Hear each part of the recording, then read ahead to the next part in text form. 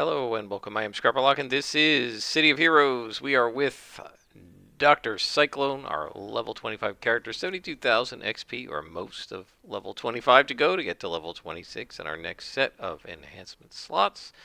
And we got another row of inspirations, but we'll fill those in as we go because we've been doing okay with 2 rows, so I'm not going to worry about specially buying extras. As we go today, we're going to talk about a couple of things. We may get to the 7 sins of GMing, which I've been promising to do, but first I had a question that I want to answer. When I said, somebody asked if I was going to play or if I had played Baldur's Gate 3. As we were talking, I guess I was talking about good games or what have you. Have you played Baldur's Gate 3? And maybe I was talking about what other games I could play with you guys. And I said, no, and I won't, because I won't give money to WOTC, to Wizards of the Coast, which are the guys who own Dungeons and Dragons. I know that Larian Studios was the developer and the video game company that made Baldur's Gate 3 for them, but although Larian gets a big chunk of the money, WotC gets a big chunk of the money too, and I'm not giving them any money anymore, ever. They have earned my enmity, and the person who asked that question then wanted to know why. So I gave a brief answer, but I thought since it's been a while since many of the things that caused me to finally turn completely against Wizards of the Coast or WotC happened, I should probably explain why that is. And I am not doing this to try and convince anyone else that they should or shouldn't pay money to Wizards of the Coast. I do me, you do you. All I am doing is giving you my reasons why I won't play games like Baldur's Gate 3. I won't buy 5.5th edition of Dungeons and Dragons. I want absolutely nothing to do with Wizards of the Coast, and I am not going to be buying any products from them. If my best friend, as he's been threatening to do for many years after my Deadlands campaign, does take over and run 5.5th edition, I assume that's the edition that he would use, I am not going to buy the books. They're going to have to do it in such a way. He's going to have to share the stuff on the website with me, on the D&D Beyond website, or I'm going to just use stuff from the SRD, the System Resource Document. How did I get stunned there? I've got protection. I guess he must have overcome it. I'm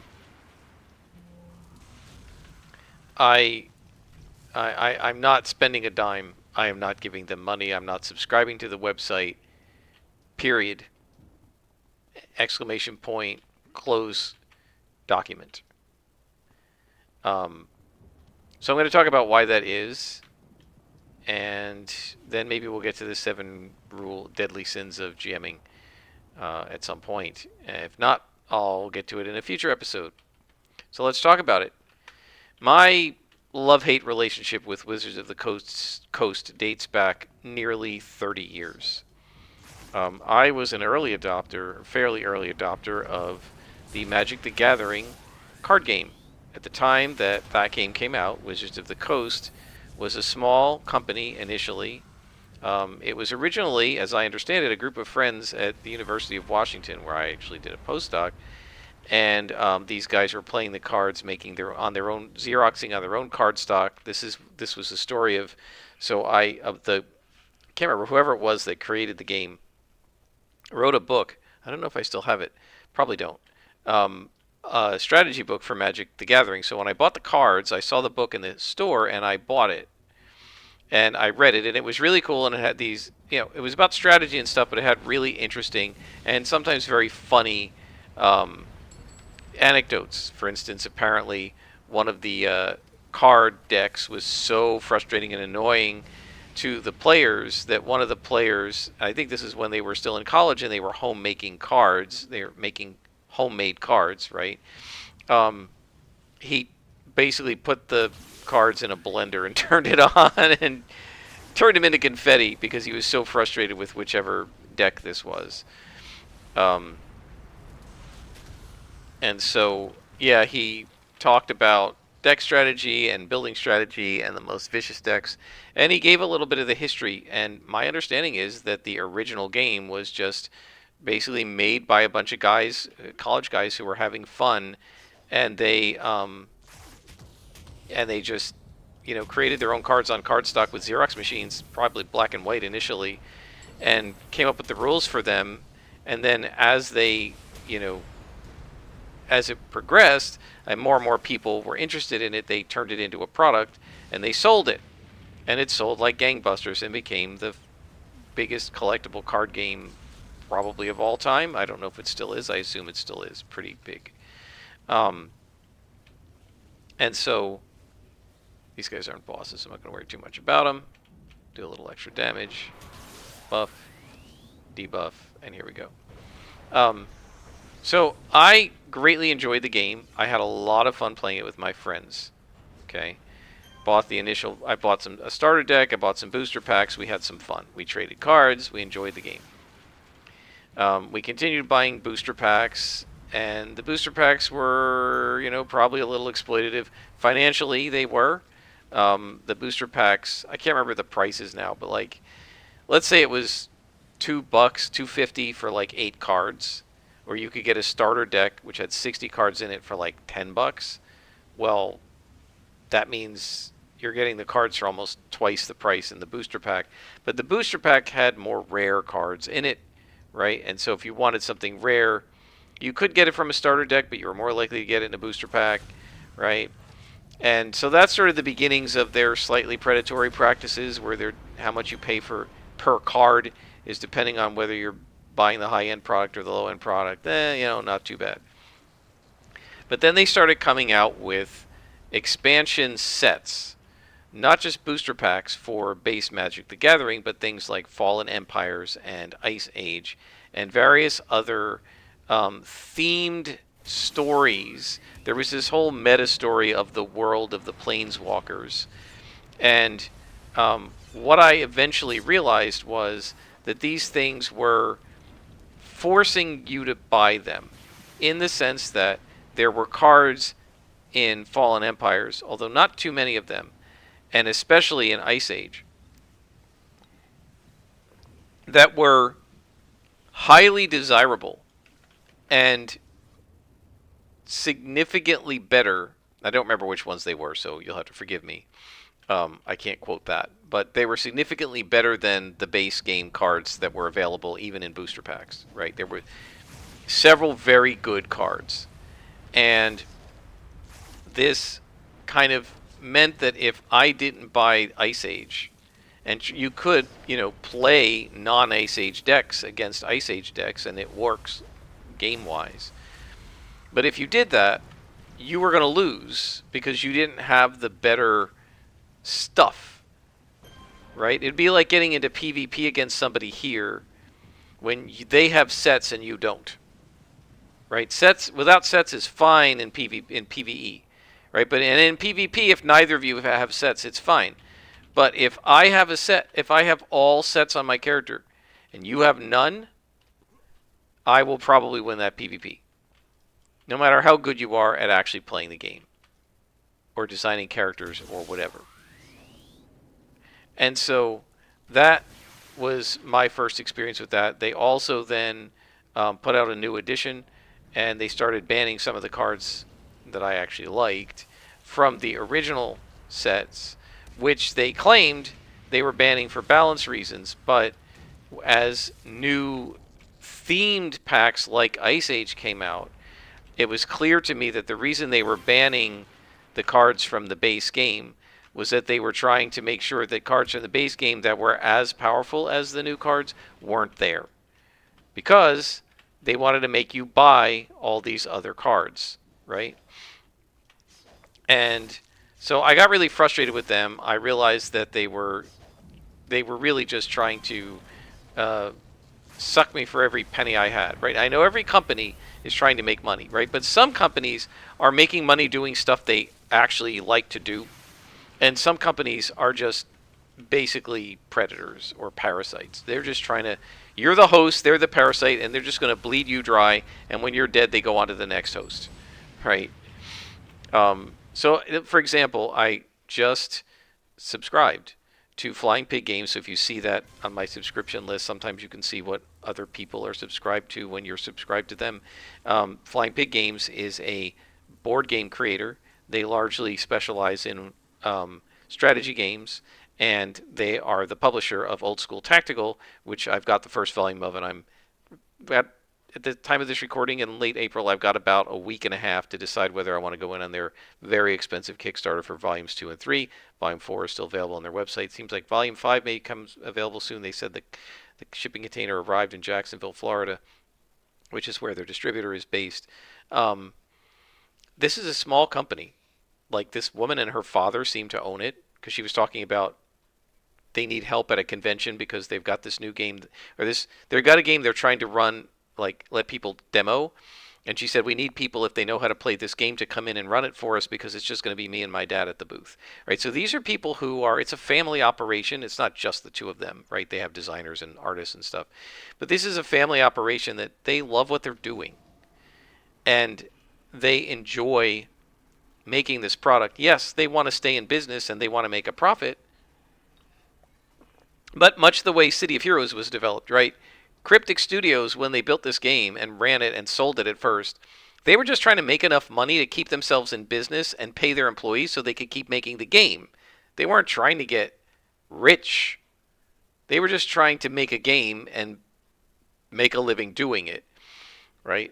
And that's the way I feel like Wizards of the Coast started. But by the time they started doing these other practices in the very late 90s and early 2000s, right around the time they bought Dungeons and Dragons as it was going bankrupt, I just got so fed up with their behavior that I swore off of Wizards of the Coast for a year or two. Then my best friend and the good Rob and I decided to play Neverwinter Nights together, and then I started making modules, adventures for Neverwinter Nights, and I felt like I needed reference. And Neverwinter Nights was based on 3.5th edition or 3rd edition, one of the two. So I got the 3.5th edition books. I have the DM's Guide and the Monster Manual. I think I'm looking down. Where is that? I think I have it on my shelf somewhere. I don't see it.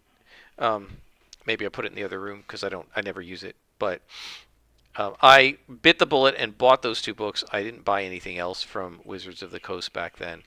And when we stopped playing Neverwinter Nights, I just stopped paying any attention to Wizards of the Coast. So when we started talking about playing 5th edition, I knew that it was still run by Wizards of the Coast, and I wasn't thrilled because, again, I've seen them do this sort of thing in Magic. But, it's the only choice I had, so I went ahead and purchased it. I subscribed to D&D Beyond. I knew that Wizards of the Coast was going to get a cut. But initially, it was run by another company, Fandom, and they seemed like an okay company, and they were more of a mom and pop operation. I think basically D&D Beyond was all they were running. They had other computer website stuff before, but I don't think they had continued that because they made so much money from D&D Beyond that they didn't need to do the other stuff anymore, and they started specializing, I believe. And who just hit me? Oh, okay. In D&D Beyond and Dungeons and Dragons. So, at any rate, we continued with Dungeons and Dragons for a while, and what I saw as the GM in D&D was the exact same crap happening in Dungeons and Dragons that happened in Wizards of the Coast's other game, Magic the Gathering. Right? The same business of what you want to call what you call the evolutionary arms race, if you want to call it that, right? Where the newer books, they were purposely putting stuff in the new books that was objectively more powerful for player characters, more powerful subclasses, more powerful spells, more powerful background options, etc., on purpose to get them to buy the books, wildly unbalancing the game and making it so that if you didn't buy the book, you were going to be at essentially a disadvantage.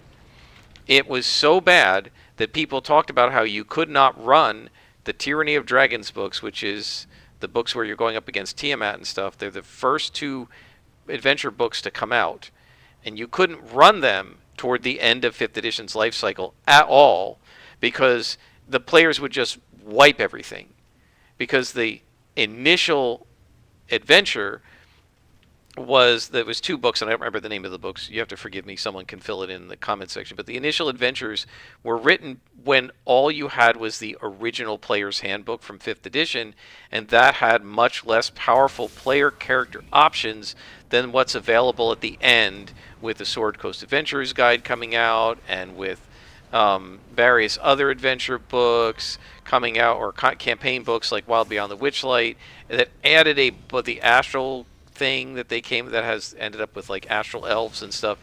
These guys are all have way better options and way more powerful choices as characters, and therefore the villains, the bad guys in the original adventure books from Tyranny of Dragons just aren't strong enough, right? It used to be that a CR1 monster could challenge a first level party. Now you need a CR2 or 3 monster to challenge a first level party, and so the encounters had to be dramatically retuned by the GM if you were going to run those adventures.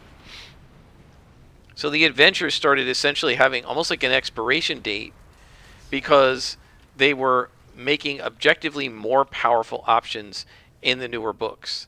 They were putting these options in books that were meant for game masters. Wild Beyond the Witchlight is a campaign book. Players should not buy campaign books. GMs buy campaign books. If it's got campaign information in it, then there's a very high probability of spoilers if they look through that. But what happened is Wizards of the Coast realized we'll make more money from players than from GMs, because 90% of our base, maybe 95%, is players only. If we make a campaign book that only has GM stuff in it, then only 5% of D&D players will buy it. D&D enthusiasts will buy it because they're not game masters. So they started putting in not just player-facing content, but increasingly powerful escalating arms race, right? Increasingly powerful player-facing content that essentially obsoleted both previous player content, right? Other types of archetypes, other types of subclasses and stuff from previous games, but also obsoleted older adventures, older monsters, right? If you try to use a dragon from 5th edition monster manual as written, they don't have spells, they don't have flyby and various other things. Those guys are so weak that they will get absolutely creamed by the players, right? And that's why Luke Hart, for example, from the DM Lair, said that his advice is to give all dragons the flyby trait that some of the birds have, like giant eagles and stuff, which allows them to fly in. Why am I flying? Fly in, make an attack, and then leave without provoking an attack of opportunity. So what happened to my red dragon is he ended up in melee with one of the characters, and then I could never make him leave because he was going to take an attack of opportunity. Right, and it was like the dwarven fighter thief who did a lot of damage, and then the other characters kind of surrounded the dragon, and now if he flies away, he's going to take 3 or 4 attacks of opportunity, and he would have just been toast. So he had to stand there, even though he could normally fly. He had come in to melee a character, and then he got pinned, essentially, and he couldn't leave. And they surrounded and pounded him, right? And so to avoid that, Luke said, give him flyby, right? I don't even know if that's ever been put into the rules. It should have been. He said they're flying characters, and they're like the only flying characters just about that don't have flyby, and they should. So I agree with that. And so I did do that with my second dragon, the blue dragon. But also, he said, give them spells, right? And those spells are not in the original monster manual. They're in the later books, like Volo's Guide and stuff that came out later, I think, or the one with there was a dragon book, right? But the book about dragons for GMs to run dragons also has character choices in it. Why? To make players buy the book, right? And it's not just let's make player-facing content so that players will buy the book. It's let's make player-facing content that's better than the old player-facing content so that players feel like they have no choice but to buy the book. Now, D&D is not competitive like Magic the Gathering, right? In Magic the Gathering, if you have a better deck than I have, you will beat me in the game. In Dungeons and Dragons, if you make up a more powerful character than I do, then I just feel less powerful than you at the table. But a lot of people don't like feeling weak at the table, right? And I remember when my friend Dave went off to college and his character didn't gain any XP, right? Because he was, you know, off in college, and then he came back, and I think I gave him like some XP to work with, but he must have complained to one of the other players who then complained to me. But you didn't give him as much XP as we earned during the year. So I don't know. Let's say Nightshade and Starfire, who were present that second year, earned, I don't know, 75 XP each, and I gave Doomgiver, the character that Dave played, I don't know, 40. I gave him like half because my feeling was, okay, I'm going to give him some XP, but he wasn't here, right? And the other players could credibly complain. Our characters actually were in these scenarios, solved this problem, faced death, got beaten up, had to go to the hospital, etc. How come we didn't get more experience than the guy who wasn't here?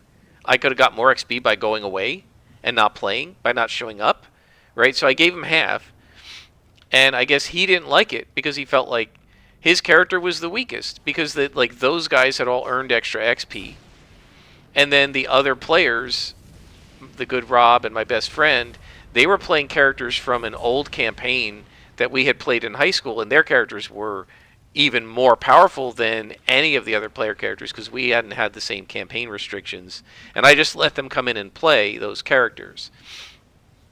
So I think Starfire, who started at 250, was probably close to 400 points at that point, and Nightshade was in the upper 300s, and Accumulator was only about 320, and then Assaulter and Astron, they were like 480 or something. Right, so he did have the smallest number of points, and he didn't like it. He didn't like it. Wasn't that he wasn't as powerful as the villains.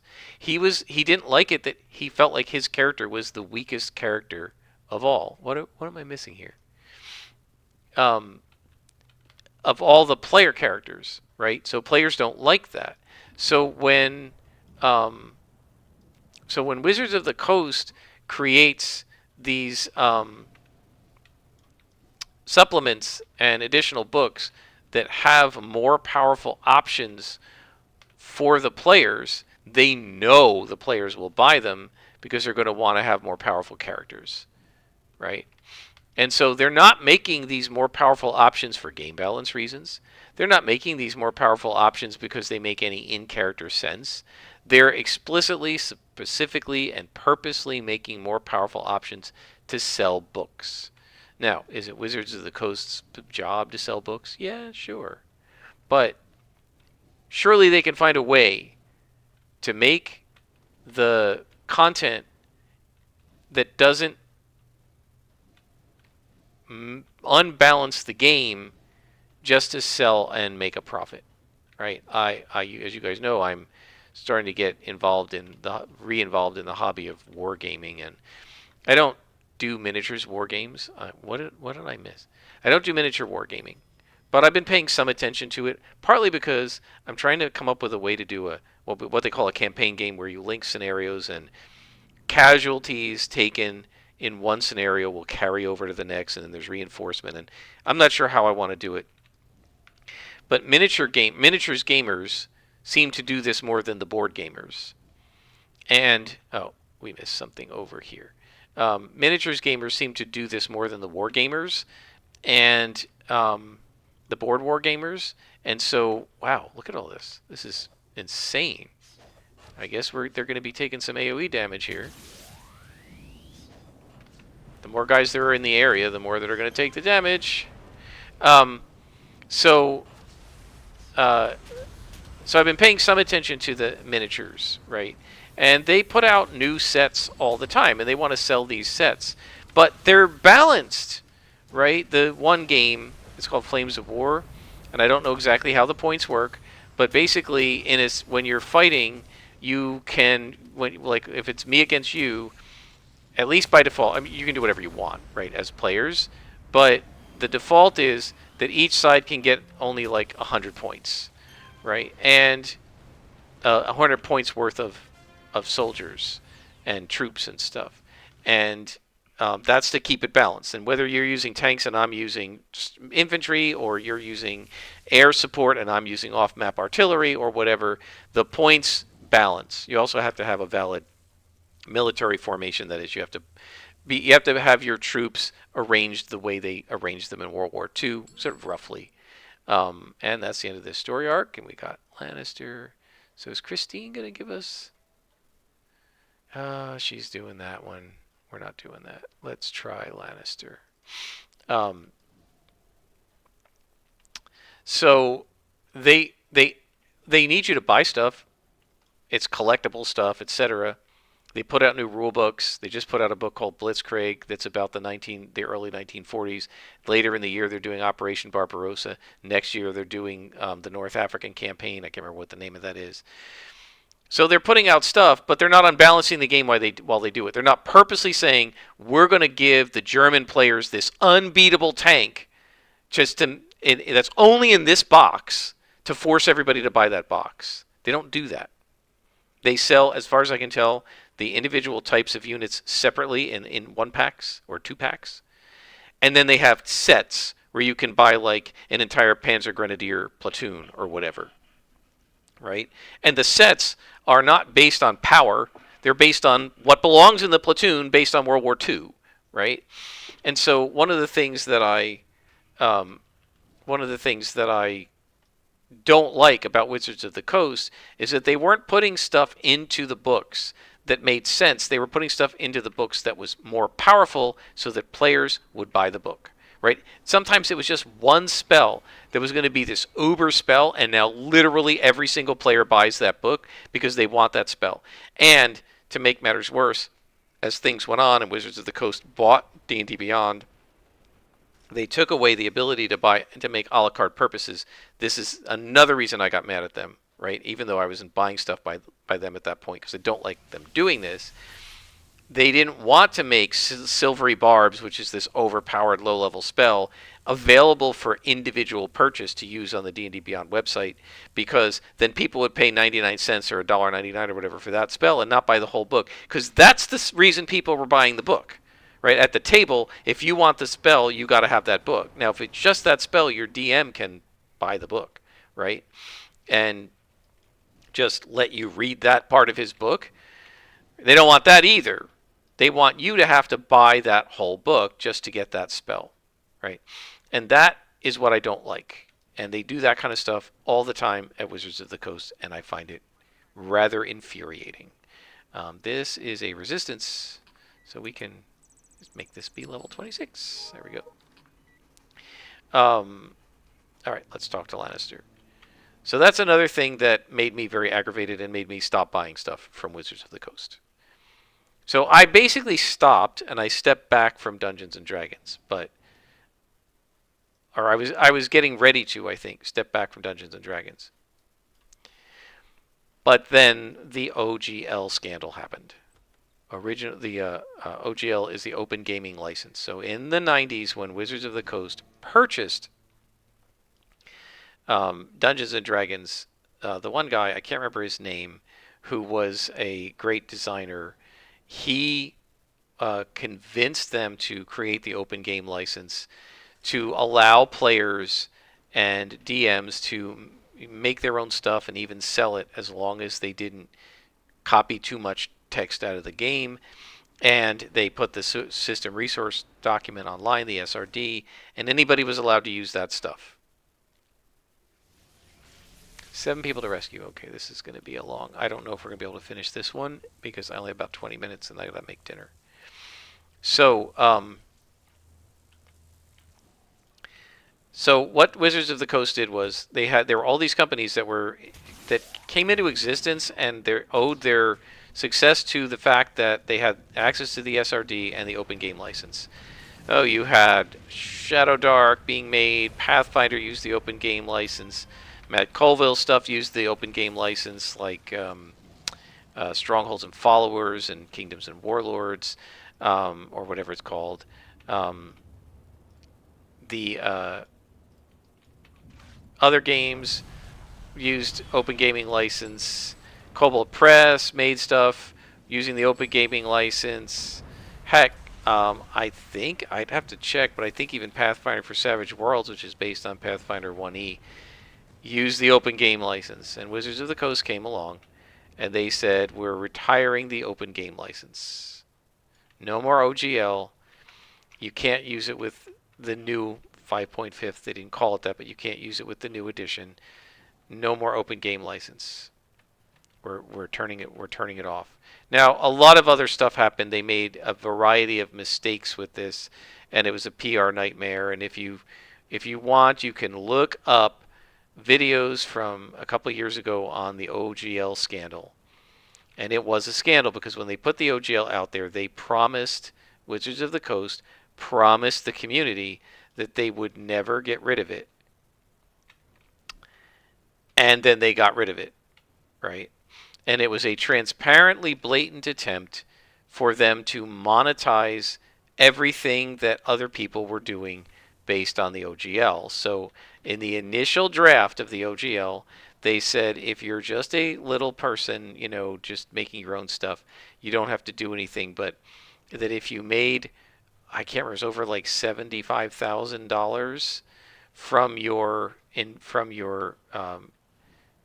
your work, that you had to pay them these exorbitant royalties, right? Just exorbitant, like really high. It was 35% or something, 30%, just ridiculous. Or maybe it was, it might even have been 50, right? And people were saying this is aimed at Critical Role because they were making way, way more than why is it always nighttime when I come into these? I always end up in here at night and I can't see anything.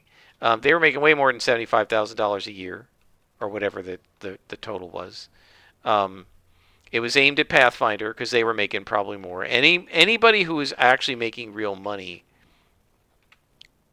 with the OGL had to pay royalties to D&D, and it was such a high rate that it was basically going to put, Critical Role would have been okay, but it was basically going to put companies like Troll Lord Games and stuff out of business.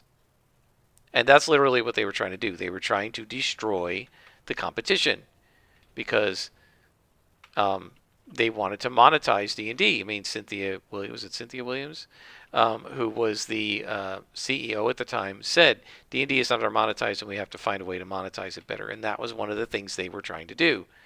That's one of the ways they were trying to do it.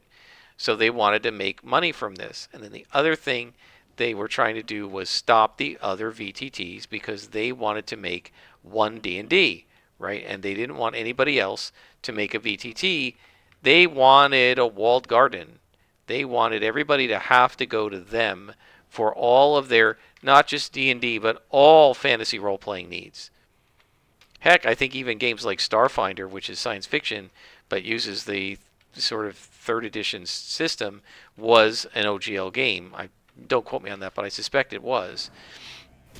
They were trying to get their fingers in everything, right? It was a transparent power grab and money grab by the company that already makes more than everybody else combined to try and take what little money those people were making and steal it, basically co-opt it. And their logic was, well, you're using our game. No, they weren't using your game. Their position was, if you use hit points, you have to use the OGL. So people were just using the OGL so they didn't get sued.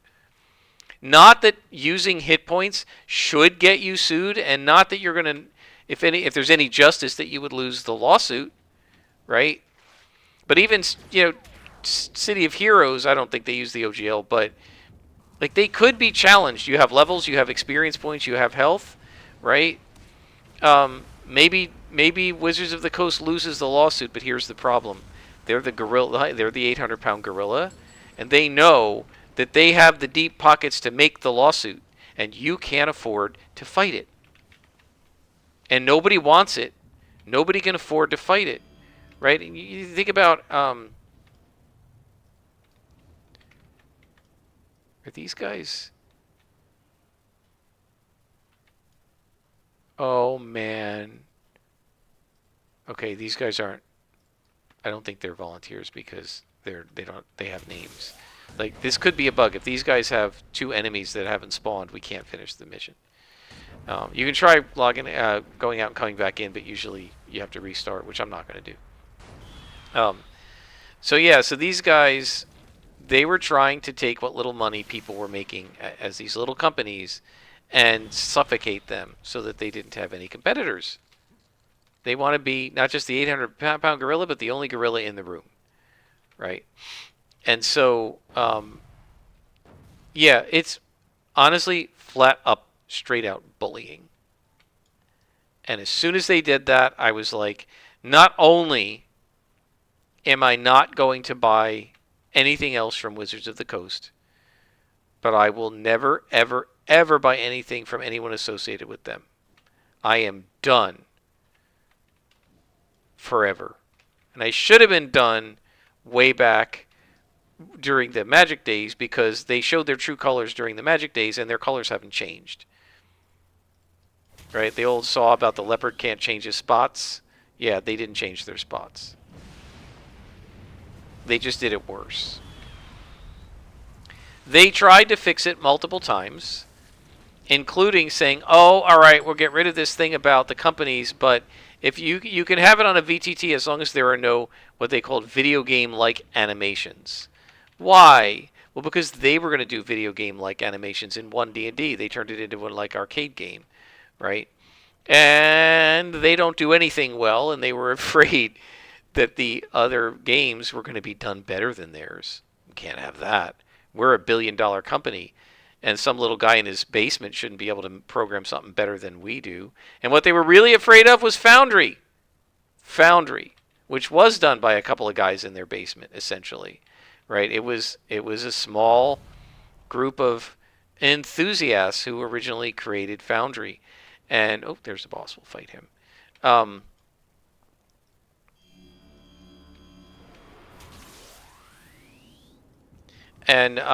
Yeah, Foundry was kicking the butt of D&D Beyond, Roll20, and everybody else, and D&D wanted a piece of it. And what a lot of people were pretty sure they were trying to do was make it so rough that at Atropos or whatever his name is, the guy who made Foundry, I don't know if he's still running it, I think he is, would just say, hey, I'll sell it to you. Because that's what they did to D&D Beyond, right? They only got D&D Beyond because they threatened to put out the new edition and not give it to D&D Beyond, right? To not give it to Fandom, right? Because they wanted to buy it and Fandom didn't want to sell because Fandom was making millions. Why would they sell? We're making all this money. So Wizards of the Coast said, they made an offer and Fandom was like, nope. They made another offer and Fandom was like, nope. And so, this is as I understand it, so what they finally said was, well, we're not going to put the new, whatever, 6th edition, 5.5 they call it now. We're not putting those on the OGL and we're not going to give you the rights to them. So you're going to have only the rights to an out-of-date game. And Phantom was like, okay, we'll sell it to you for $143 million.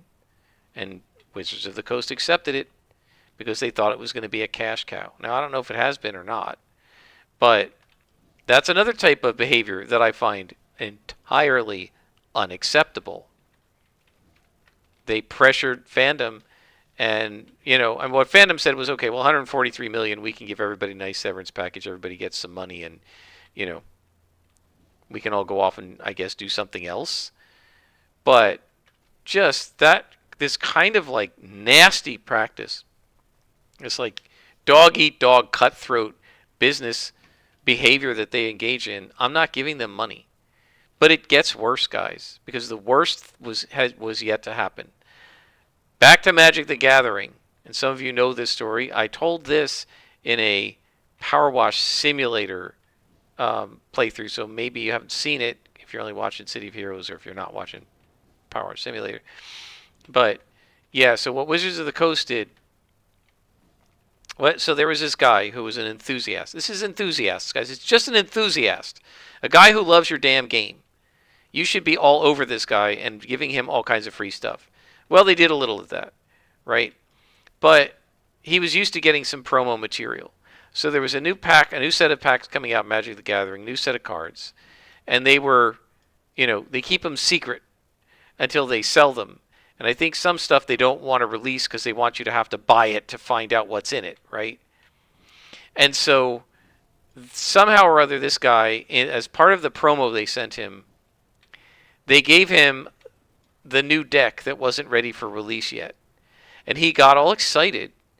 And he went on YouTube to do, like he always made YouTube videos. He goes on YouTube and he made a video and he showed all the cards. Well, and it showed what they could do and everything. Well, that's, I guess, spoilers, whatever. So Wizards of the Coast wanted them back. Now, the normal thing to do here would be to contact him by email or maybe by phone if they have his phone number, text.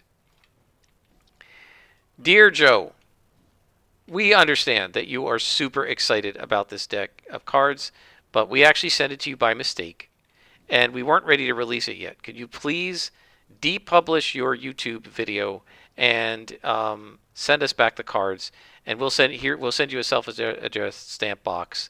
And please don't show the cards to anybody else. And we appreciate your courtesy. Guaranteed, the guy would have been fine. I won't show him. He was an enthusiast. He's not going to try to hurt the game that he loves, right? No, they didn't do that. They hired the frickin' Pinkertons.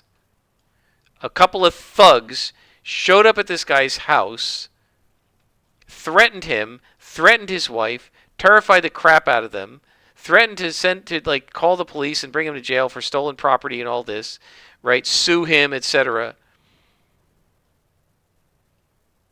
That's the kind of behavior that Wizards of the Coast does. That is why I do not give them money.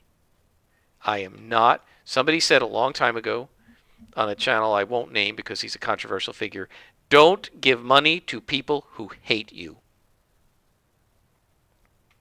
The Pinkertons and the OGL scandal show Wizards of the Coast doesn't like us.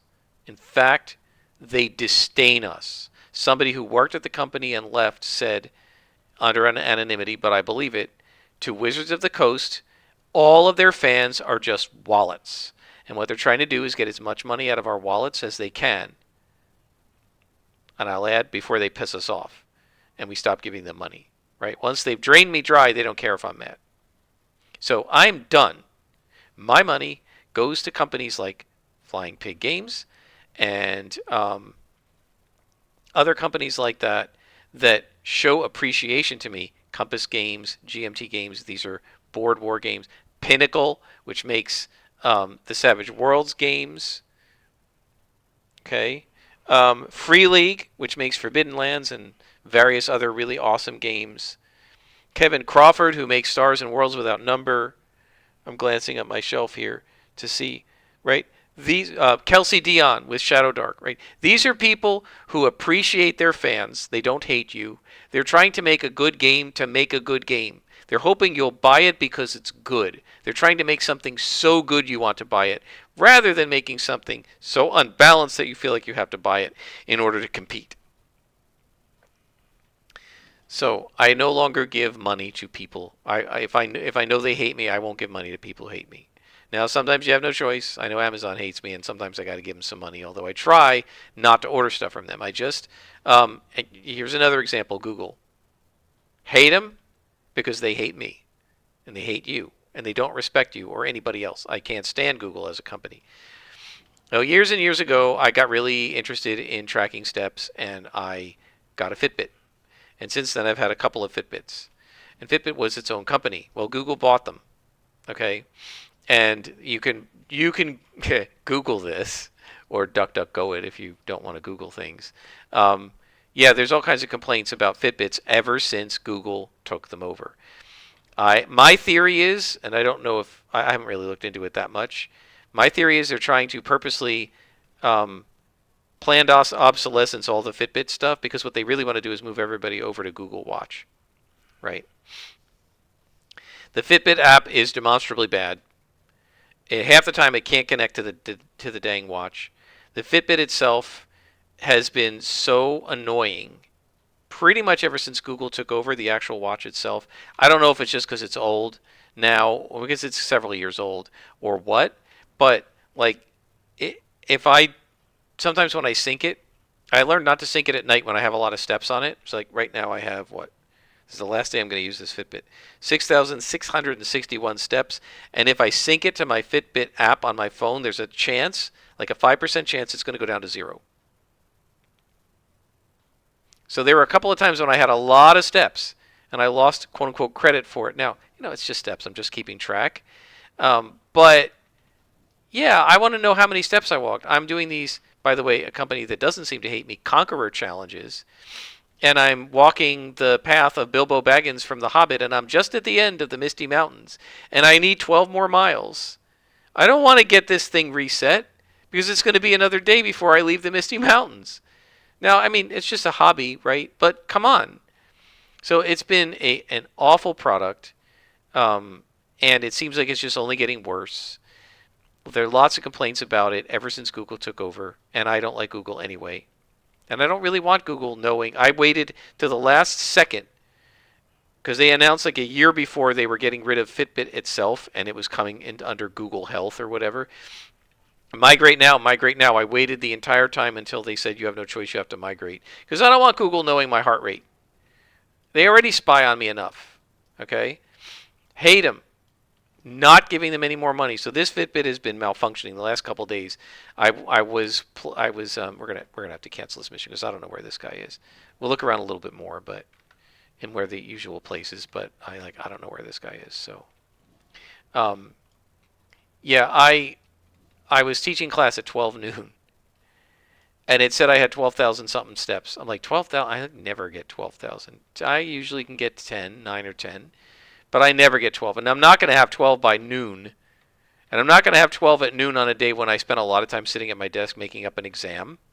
I did lecture a couple times. And I do walk around when I lecture. But a lecture is only good for maybe 800 steps.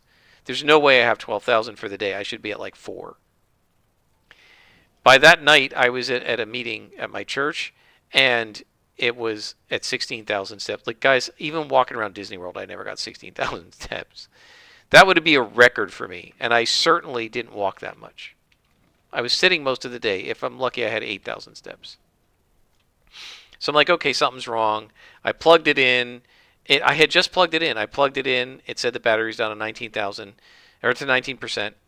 And then like when I finished charging it, without syncing it with the phone. By the way, it was off. It was saying it was 5 in the afternoon when it was 9 o'clock at night. And it was down to 5,000 steps. So somehow it lost 11,000 steps.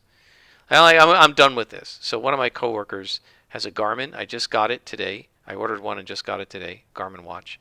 She said, I've never had any problems with it, so I'm going to use that.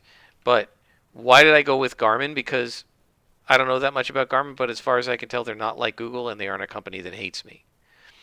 So I'm not giving money to people who hate me. And that is why I will not buy Baldur's Gate 3, not because of Larian Studios. Larian's great. They're the ones who made Divinity Original Sin 1 and 2, I believe, and I love those games. I don't mind giving Larian money. I mind giving Wizards of the Coast whatever cut of money they get from Baldur's Gate 3. So I want nothing to do with those guys, and that is why I will never be playing anything that has anything to do with D&D. Celeste I played, because that's an OGL game. I could just let this thing expire, I think I might, rather than wasting my autocomplete. I'll just let this thing expire. I think we're going to stop because I don't know where this guy is. I've looked in all the little nooks and crannies where they usually are, and now it's going to be a case of like having to defeat every single guy on this map, and I don't have time. It's time for dinner, so we're done. Now I got to find the exit. Where's the exit? Where's the exit? I always get turned around on this map. Here it is. Bye. Well, guys, we didn't get to the 7 deadly sins of DMing because we were talking about the many deadly sins of Wizards of the Coast. And if you want to see something really cool, you can go to YouTube and Google, what is it? Google Hasbro Avengers OGL, and you might find it. Somebody made this amazing like 2 or 3 minute video where he took the climactic scene from Avengers Endgame And it's a scene where, Avengers assemble and everybody charges. And what he did was he labeled each superhero as one of the people who opposed Hasbro, and he labeled Thanos as and his side as Hasbro, right? And you see them coming together in this battle.